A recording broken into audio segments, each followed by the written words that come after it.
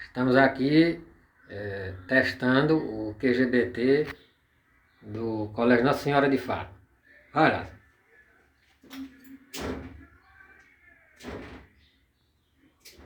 Beleza.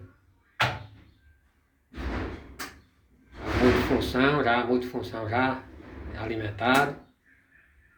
E já a multifunção já trabalhando aí, medindo a voltagem. Voltagem é a frequência. Aí nós estamos na linha 220. Ok. Aí agora nós liga esse dali, esse último aí. Esse aí é o do controlador de temperatura. Ok. É erro. Desliga lá.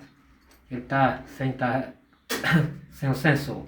Ele tá sem o sensor, ele fica dando erro. Mas tá ok aí. Aí o Lázaro aqui, fazendo o teste do QGBT do Nossa Senhora já energizado. A parte da fiação, LED funcionando. Ok, beleza.